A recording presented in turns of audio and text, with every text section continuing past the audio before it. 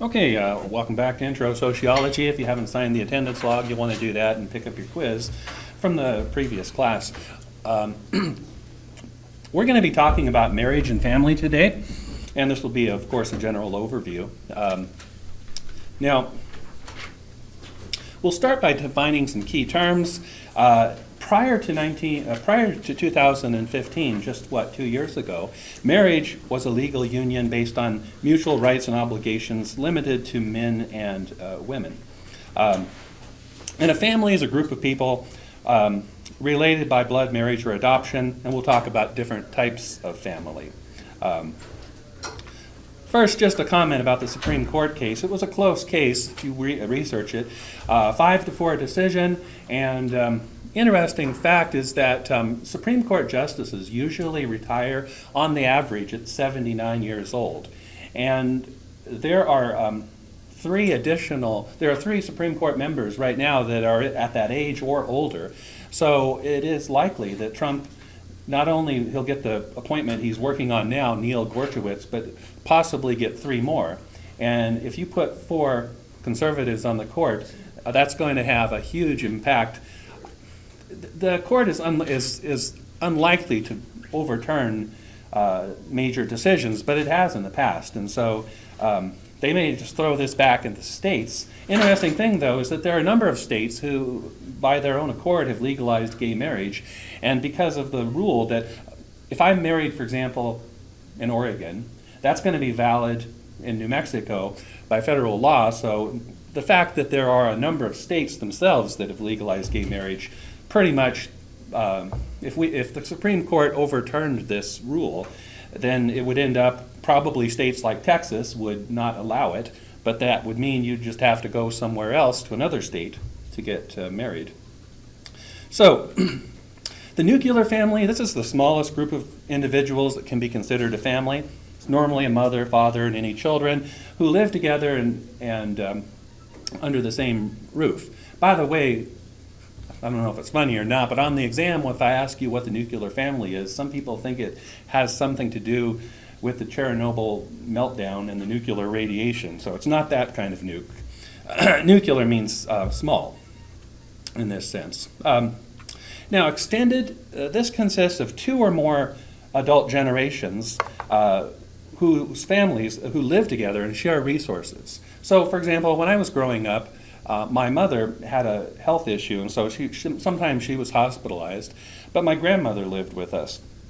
This is less common, but historically it was more common because it was helpful. Now, due to mobility, it's less common because people move a lot more than they used to do.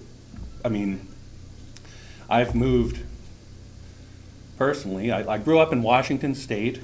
Then I lived in Japan for a couple of years, and then I lived in Chicago a couple of years, and then in upstate New York, Albany, about 4 years, then central Pennsylvania, about 6 years, and now here going on 6. So I've moved around a lot, and that's common. So as societies advance, the nuclear family tends to dominate. Extended family is less common. And I don't know, how many of you grew up with in some kind of an extended family where your grandmother, grandfather lived with you? No one? You did? Not with me, but Nearby, yeah. So, family size is declining. Not only in the U.S., but in other countries. Interesting, if you want to Google this, some demographers in Japan are predicting that if the trend continues with low birth rate, and they don't allow immigration, that in about 100 years there won't be any Japanese. It's unlikely to be true, but the point is they have a very low birth rate. In the U.S., we have, you could Google it, but if it were not for immigration, we'd be below replacement level, and we'll talk about that when we get to population. But the trend is, by choice, to have fewer children, and if you think about your grandparents, if you know, how many siblings did they have? More than 2? I mean, altogether? How many? Would you 3? 3 or 4? Yeah. And so this is the trend. And when you ask people how many who are planning to get married or want to, how many children do you want to have? Most everybody says two. Does anyone here want to have more than two? No. So it's a different trend. Now, there's greater services available, so people are depending less on their parents or grandparents. The modern family, though, doesn't have to be isolated with transportation and communication. It makes it easier to communicate with relatives. Even my mother's on Facebook, so we have technology that keeps us in touch. Skype and so forth. And also with educational institutions, it used to be that when you went away to university, it was way out there, somewhere far away. These were land-grant institutions, like in Washington State. WSU, they sometimes call it Moo-U because it's out in the cornfields, and there's very little, it's about 2.5 hours drive from Spokane, the largest city nearby. But now we have more educational opportunities, more online classes, and in fact, this is the only ground class I teach, and it's been a trend. When I first started here, I would teach about 4 classes physically where I'd be present, and the rest would be a couple online, but it's increasing. Now I've got 7 online and 1 ground, and my co-workers, some of them, they're entirely online. And so that's, and one reason why is we get a lot of students from other states who take our classes, because if you look at the tuition, say from a community college or university in, say, New York State, it's about 3 times what we charge here, even with the out-of-state tuition, so it's a lot cheaper. And plus, we offer courses, not to promote it, but we're one of the few colleges that offers biology online with a lab that you do yourself. So, dimensions, we'll talk about different dimensions of family structure, some key terms your textbook talks about. First is who inherits the property when parents die. In a patrilineal system, it's passed on from the father to his male children. So that's patrilineal. Matrilineal would be the same thing, except it goes from mother to daughter, and that's less common. In the U.S., we're pretty much bilateral. That is, if your parents pass away, their will is usually split up equally among children, assuming that they have assets, and that would typically be at least a home. So it's not always exact, the way that money is distributed, but that's sort of the expectation in the United States. Now, who controls the family? In most societies, the man is primarily in charge, called patriarchal control. If the woman is in charge, it's matriarchal control. And if power is equally, it's democratic control. And in the U.S., it's more democratic. And it's just by choice. When I grew up, my father didn't like bookkeeping and keeping a track of the money and writing checks and paying bills and so forth. So my mother or grandmother primarily did that. And so if you think about when you were growing up, were there areas where your mother was more in charge of charge of matters? No. That's usually the case. So, this concept of head of the household, who makes the decisions in the U.S., it's more democratic. Now, mate selection, in virtually all societies, there's a rule of exogamy mandating that you marry somebody outside of your immediate family.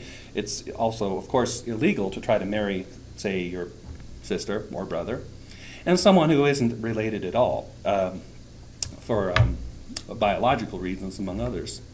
So exogamy. Now, endogamy involves choosing a mate to marry someone of their own kind, somebody similar, because studies have found that when you marry somebody similar on items that matter. Give you an example. If you're, say, a Catholic, but you only go to church on Easter Sunday, and so it's not that important to you, it probably wouldn't be a deal breaker or create problems to marry, say, an atheist. But this is the whole concept. Has anyone have heard of eHarmony.com?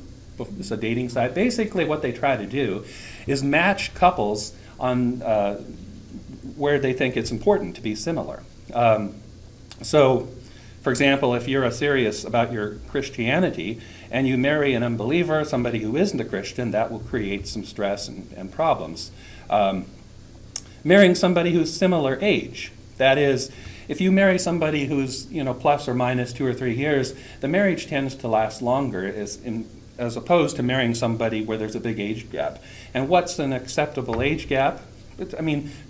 Nowadays, I don't know. What do you think? Would you marry somebody 10 years older than you, or is that too? What's the appropriate then? Plus or minus 5? 5 or so. Yeah.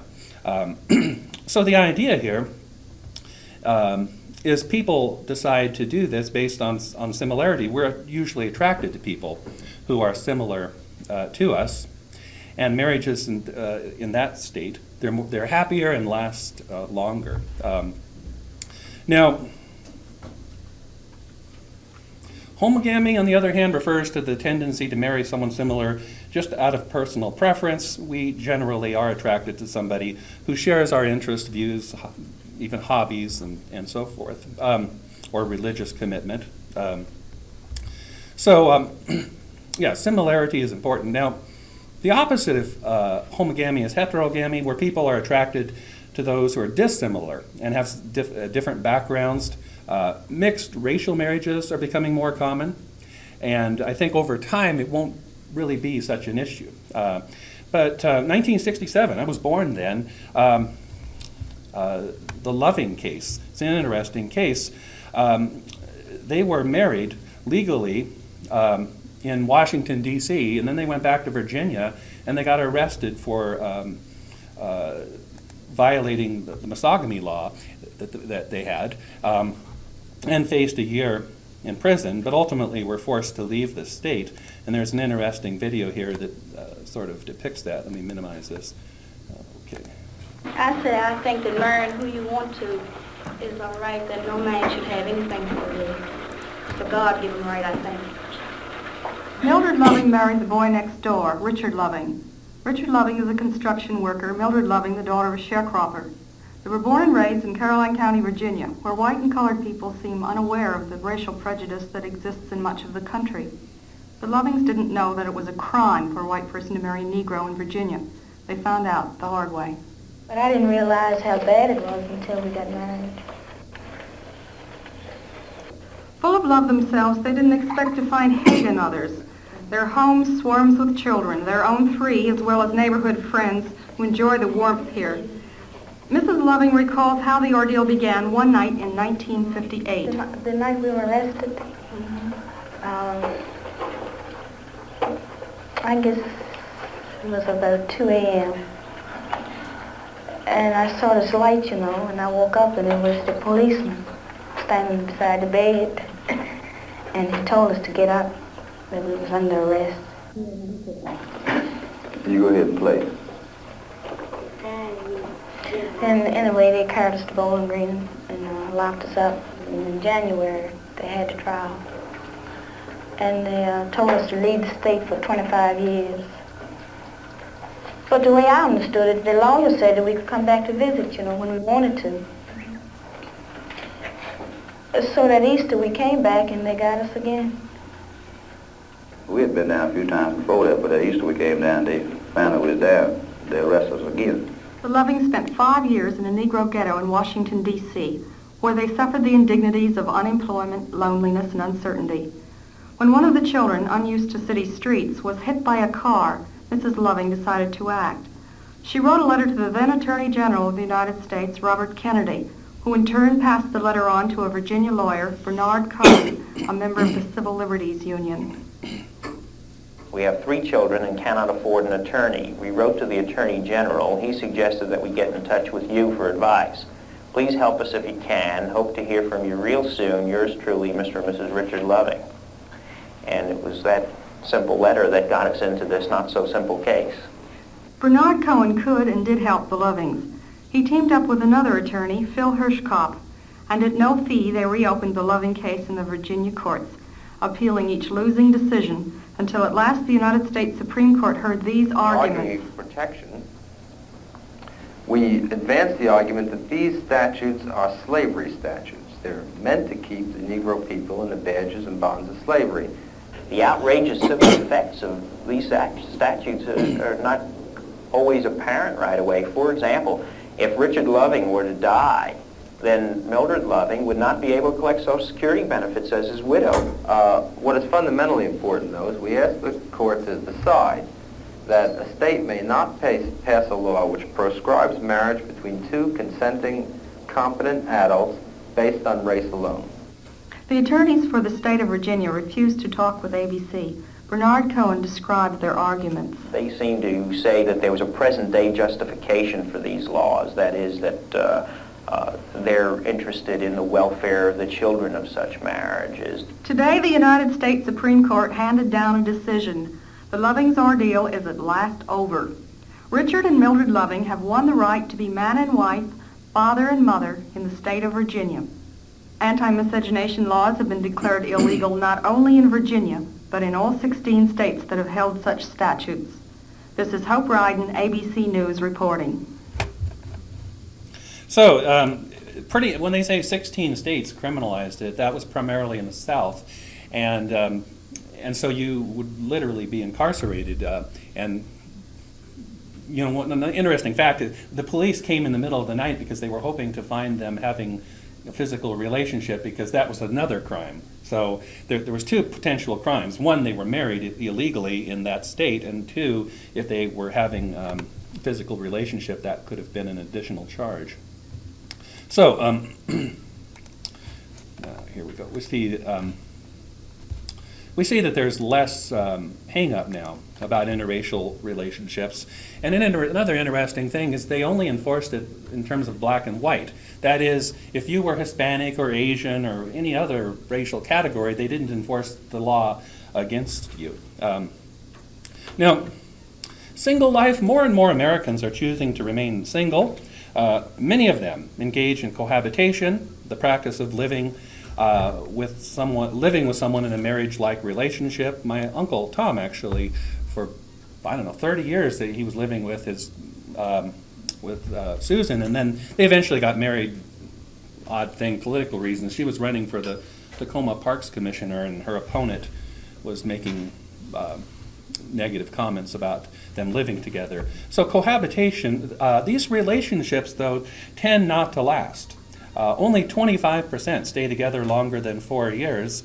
And one reason, it's not in my list, but the permanence, marriage is a bit hard to get out of. I mean, and if you ask couples who are married, was there ever a point in your marriage where the only thing that kind of held you together was the fact that you were legally married? That happens. And so just living with someone, it's easier to get out of that relationship. A couple of other reasons. I'm going to go to the video in a second. First, it could be the kinds of people who cohabitate. Maybe they're more unstable, they have more baggage, more issues. And it could be that there's something about the experience itself that leads to the negative outcome. But if you're playing the odds, I mean, if you're looking at the research, you're more likely to have a longer and happier marriage if you don't cohabitate. But there are people who I had a friend who was John in college. He had this idea, like, would you buy a used car if you didn't take it for a test drive? And so his thought about cohabitating is that it would make it better. That is, you'd figure out like whether you're compatible or not. But I don't know, can you figure out whether you're compatible with somebody without sleeping with him? You think so? I mean, or living in a married-like relationship? Yeah, I mean that is of course possible. But this video sort of brings out these points. Let's close that one and do this one. Dear Abby ain't got nothing on us. Your Tango goes straight to the source and gets guys talking about sex, dating, makeups, and breakups. I'm Sammy Jarouche, and this is That's What He Said. if you're dating somebody for X amount of time, like I had a friend of mine, he dated a girl for over 5 years. They had a house together, they had poodles together, but over 5 years, not once did he ever pop the question. So I mean, like, is there a certain timeline that you can date somebody before you have to either A, propose, or B, break it off? Apparently the average amount of time is like 2 years, 11 months. Whoa. And how many, you want to make it exact? Say how many days. Say how many days. It might be 14 days. Living together actually statistically really hurts the odds that you're ever going to get married. Well, it makes divorce more likely. Never have understood that because it's like I'm gonna go buy a car. Do you want this car? Yes. You want to test drive it? Not at all. No, that car could fall apart and have herpes. It's because somebody live with the difference is somebody has a greater stake in the idea of getting married. It's not 50-50. 40 years ago, if you moved in together, that meant marriage was imminent. Today, the signals are not as clear. But John Carl, I could actually tell you it is the truth because I was pushing for let's live together. If we had lived together, we wouldn't be together. Marriage kind of finds you through some of those early fights and those early speed bumps. You're like, well, this isn't easy to undo. Living together is easy to undo. I'll tell you this, I've said I love you to more women than I said let's move in together too. I've said it to one woman. Let's move in together. I feel like girls should know how weird we are beforehand. Yeah, they don't girls know. should know, but we're in our sleep. 50% nuts. They are intuitive enough. I'm 70. I think they are smart enough and intuitive enough that we flirt, without them being around. You're dating the woman, you see how she lives, you spend a lot of time together. What information are you going to glean that you don't already have? Okay, here's an example. I'll throw one right off the bat. See, I know that she can be sloppy. Literally, when I'm walking down the hall sometimes, I will redo my favorite moves from Bloodsport. I'll do a move. If my girlfriend if she wasn't eased into that, it would freak her the F out.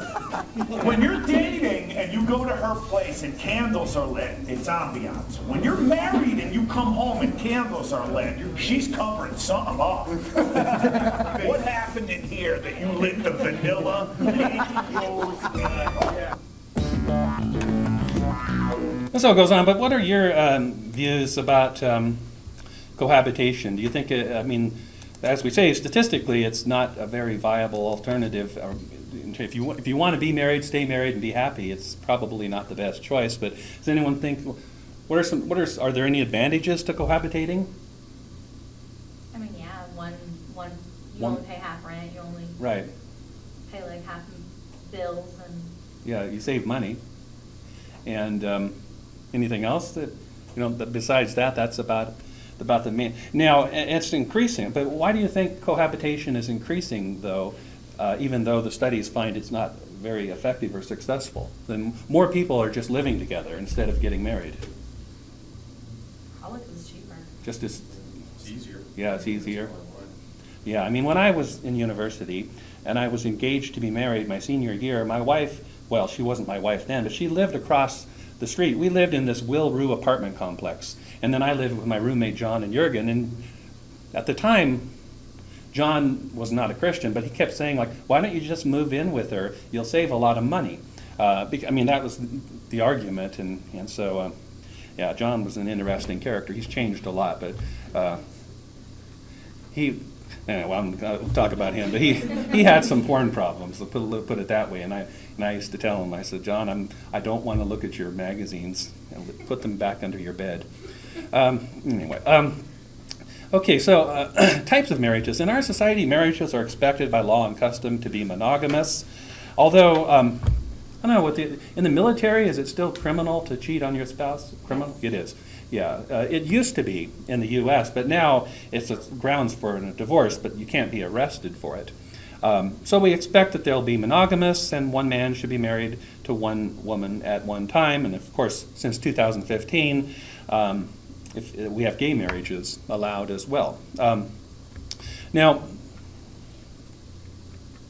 polygamy, on the other hand, refers to the marriage of a male or female to multiple partners. Now, polygamy is illegal in the United States, and so you can't have more than one marriage license if you want to marry somebody else, you have to divorce the current partner. But there are people who practice polygamy. And I don't know, I think there was a TV show about it, like Sister Wives. Sister Wives, yeah. That show's Still going. So polygamy is more common in third world countries than it is in today's America. Now, functionalists would say that families, of course, are functional, useful, they fill a need and serve a purpose.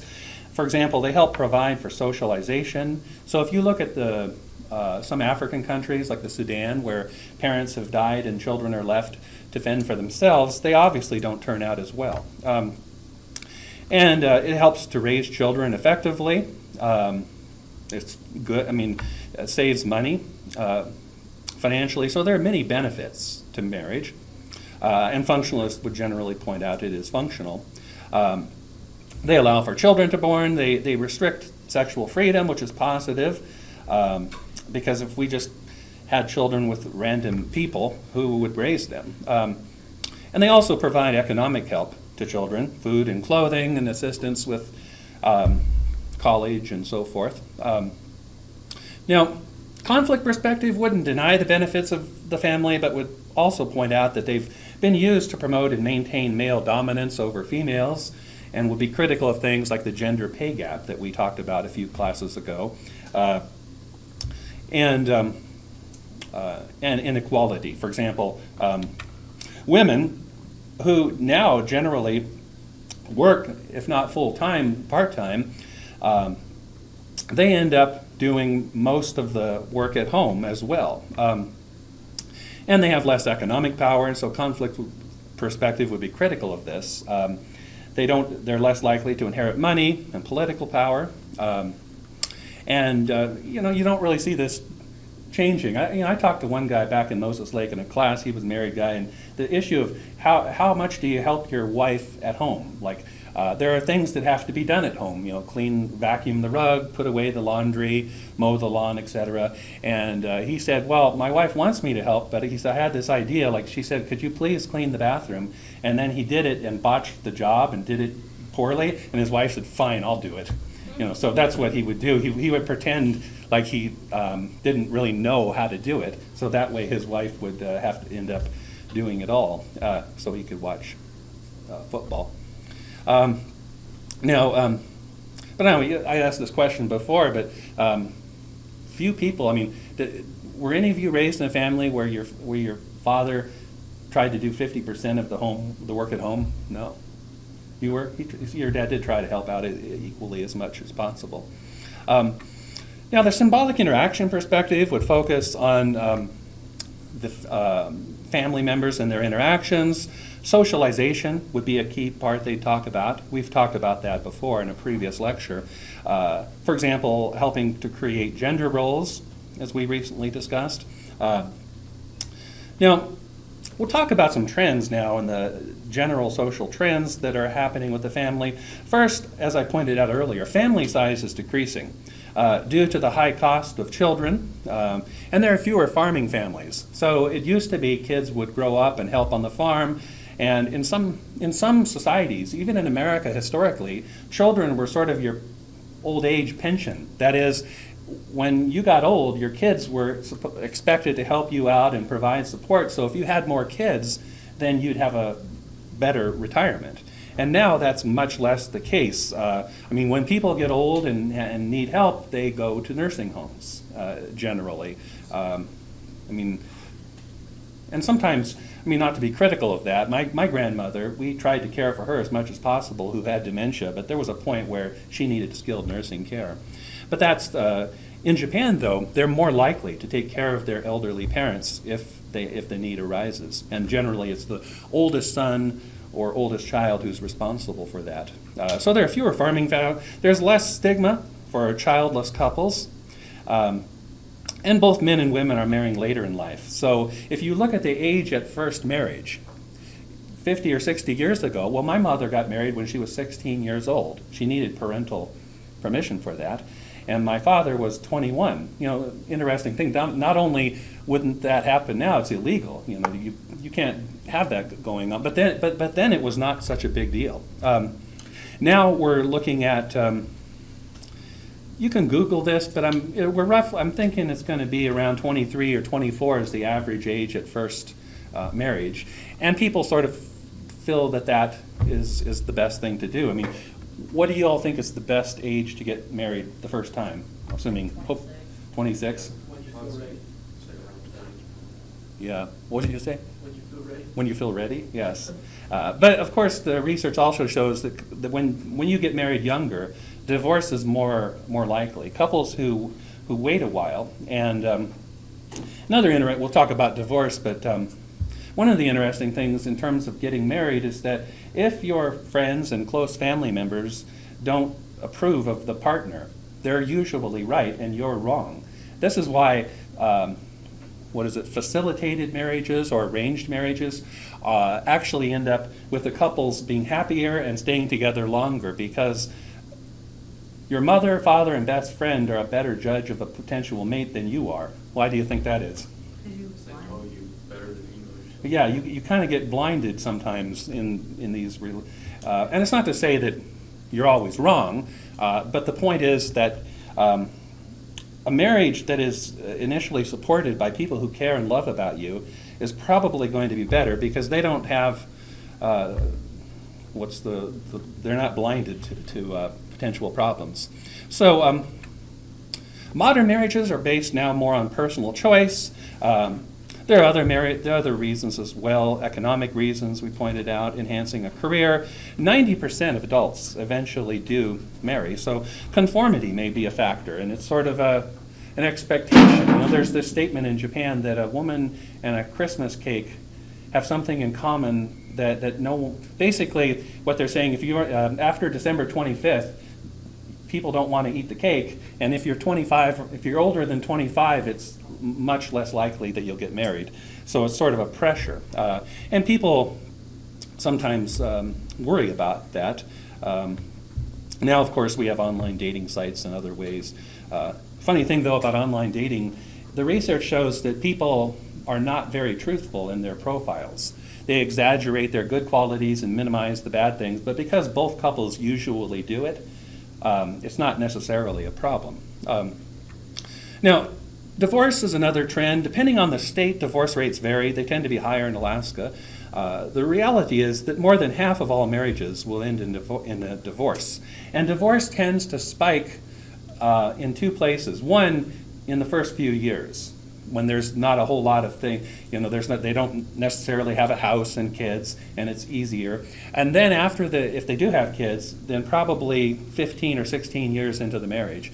Because this is a really debatable concept, but the impact of divorce on children there are two places where it's bad. One, if the kids are like 6, 7, 8, 9, 10 years old, where they're old enough to understand, but they tend to blame themselves. And then, so the point is that some couples will put off having a divorce because they don't want to have a negative impact on the kids. If you divorce when your kid is 1 year old, they don't really have much of a problem. They don't understand it really. On the other hand, if you divorce when your kids are 18 or 19, not to say they're happy about it, but it hits kids roughly between the ages of 6 and 13 or so. They tend to think it's somehow their own fault, so it has a bad impact. But that's the debate. The debatable question is, let's say you're married and you've got an 8 and 10-year-old children, and you don't like being married. And should you wait till they're older to divorce? What do you think? I think it could be worse, depending on your relationship. Like if you fight a lot in front of them, then it could be worse than just separating. Right. Yeah. So probably half of us statistically have parents who have been divorced. And divorcing increases the chances of subsequent divorces. That is, if you get divorced, there's this thought that the grass will be greener on the other side, but it actually, a person who's been divorced once is more likely to be divorced again. And they've increased as societies become industrialized. Now, there are many causes of divorce. Those who get married early in life, more likely to divorce. Of Of course, marriages that last longer are less likely. And then there are things we call deal breakers, like domestic violence or cheating on your spouse. But surprisingly, most divorces are based on, what's the term, irreconcilable differences. Basically, it's not one big thing, it's little things that build up and accumulate over time. And so, I'm not going to show you my text. I'm not that I'm getting divorced, but sometimes my wife texts me and said, "You used my bathroom towel." Oh my God. And I've told you 1,000 times it's on the right side, not the left. You try to deal with these differences. And in fact, if you have a spouse who just isn't willing to cooperate and to let little things go, then divorce is more likely. Like when I got married, before I got married, I had this habit of, I had 7 bath towels, and every time I used it, I washed it, so I always had a new one. And then my wife said, "That's a horrible waste of laundry. You can use your towel more than once." And so, I eventually said, okay, well, it's not worth arguing about. But there are people who get rather petty. And, think about this. If you're in a relationship, have you ever had just a totally petty argument about something that wasn't important, but got really heated? Yeah. And so, you have to learn. This isn't a marriage and family class, but men, when they consider an argument to be petty or not worth talking about, have a tendency to withdraw or to try to get out of the situation, and that actually makes it worse. So, a guy may think it's a little thing, but he needs to deal with it and talk about it. Now, divorce is related to the quality of the marital relationship. It increases during financial times or hard times, or when one of the partners is in poor health.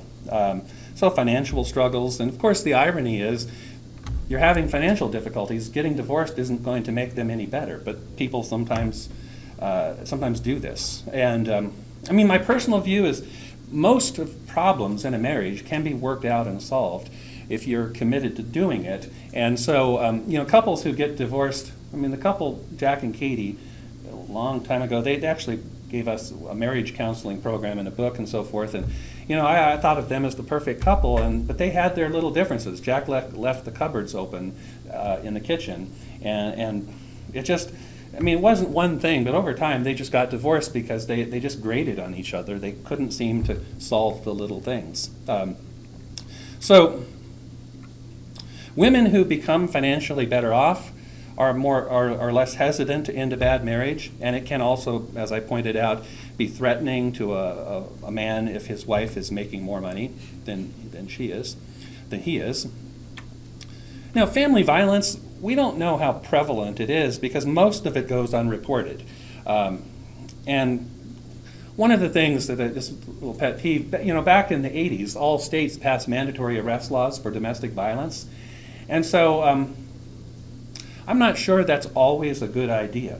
Because I'll give you a case scenario. Because I've ridden with the police and seen this. A woman called the police and she said, "My husband and we had a bad argument," and it turned out she had hit him or slapped him, so he had a mark. And then the police had to arrest her, even though the husband said, "I don't want my wife arrested. Can we just go to counseling or something?" But police said, "Sorry, it's the law. It's mandatory. Anytime there's evidence of a physical assault." So there's a lot of it, and most, as I say, most goes unreported.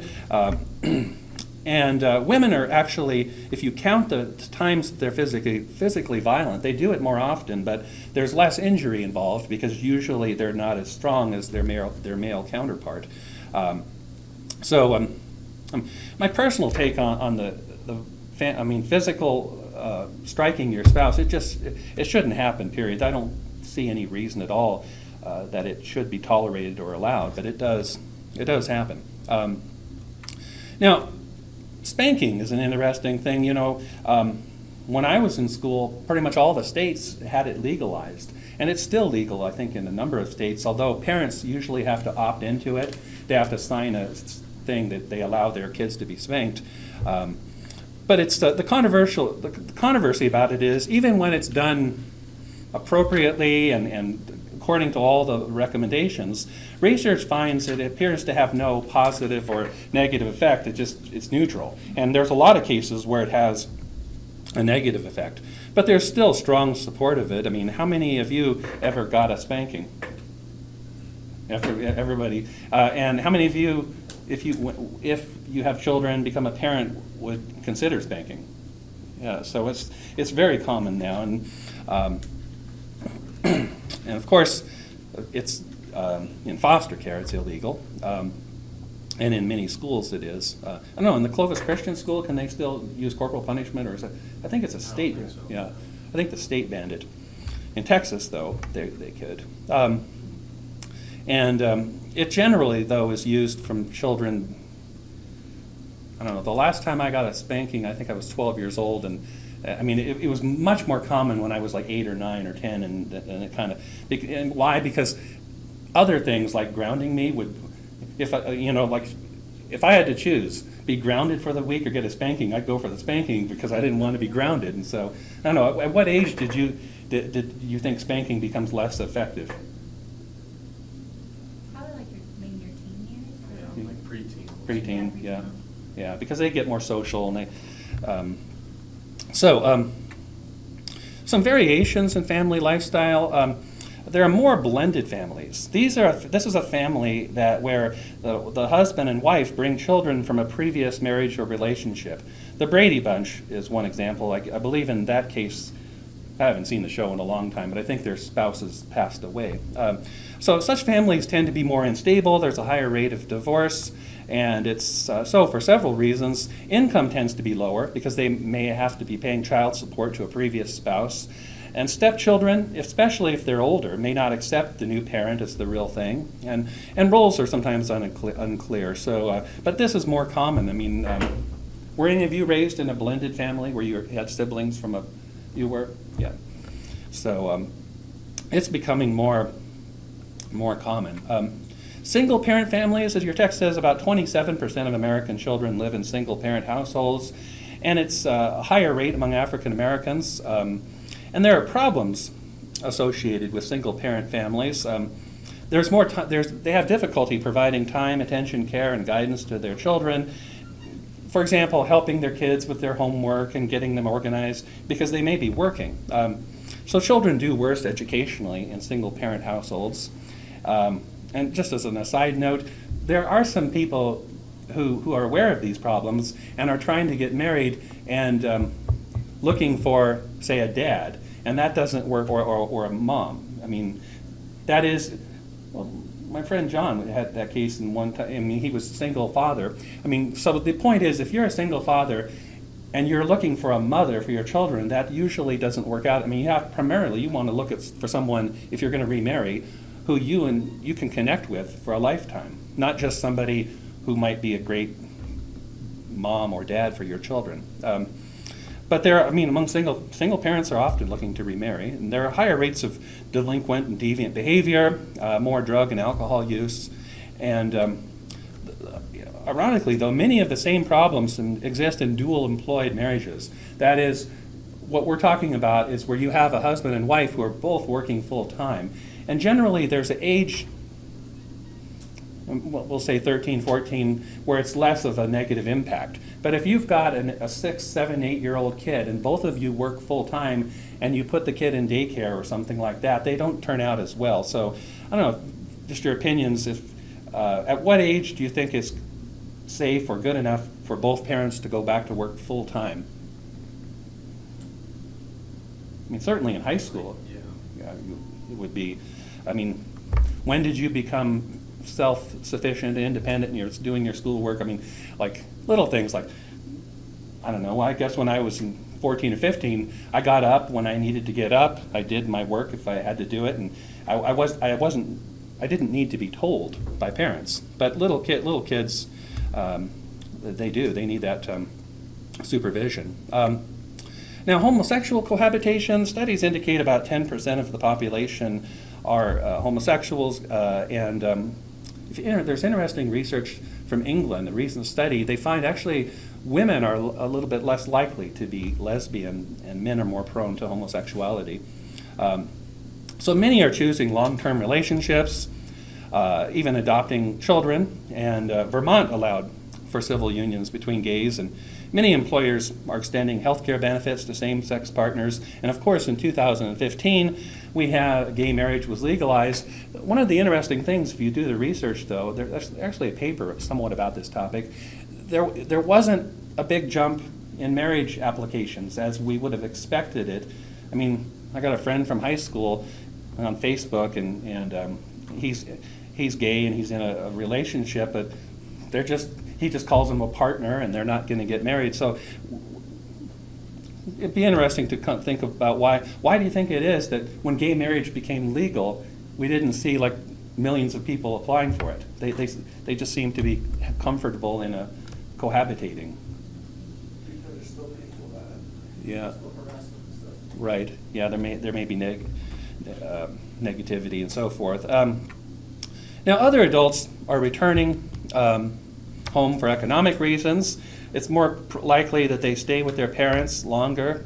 Like when I was a young man, when I graduated high school, not immediately, but I think in the second, quarter, because the community college system was on a quarter system. So this was basically after high school, I stayed with my parents about 4 months, and at that point, I moved on and I no longer lived with them. I mean, I visited, but I supported myself as much as possible. But there's more. I mean, how many of you know someone who's like 20-something and still living with the parents? Yeah. So it's becoming more and more acceptable. Of course, that can create some controversy. Like if you're working and say you're 22 years old, you got a job, you're working and living with your parents, to what extent should you contribute financially? Pay your bills? Yeah, and so, maybe pay a proportion of the utilities, etc. So anyway, those are some of the trends, and it looks like we got done a bit early, so I'm going to go ahead and review for the quiz. First off, you need to know what a nuclear family is. A nuclear family is the smallest unit of people that can be considered a family. It's typically a mom and dad and children living together in the same household. Has nothing to do with nuclear radiation. Okay, extended family. Extended family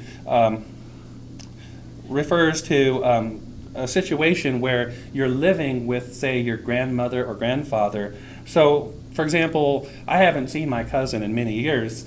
He's my cousin, but it's not an extended family relationship, because in an extended family, they live together and share economic resources. Okay, divorce rates. We didn't talk too much about this, but the U.S. has had an increasing divorce rate, but it's not just the U.S. Britain, Japan, there are many other countries that have a higher divorce rate, or where you see the divorce rates are increasing. Of course, in Japan, there's more of a hang-up about divorce, more of a social stigma, and so there are couples who, for all practical purposes, are divorced. They just aren't legally divorced because of the family stigma. And I believe in Mexico, there's more of a stigma for divorce. But anyway, in the U.S. and other countries, we're seeing an increase. Okay, blended family. You need to know that's where two or more, where the father and mother remarry and have children from a previous relationship. Okay, cohabitation finally is, the textbook says it's not a workable alternative to marriage. That says statistically, if you live with your partner, it's more likely to end up badly. In other words, divorce, domestic violence, unhappy relationships, and so on. So I'm going to go ahead and make sure I stop this recording. Okay, let's stop there.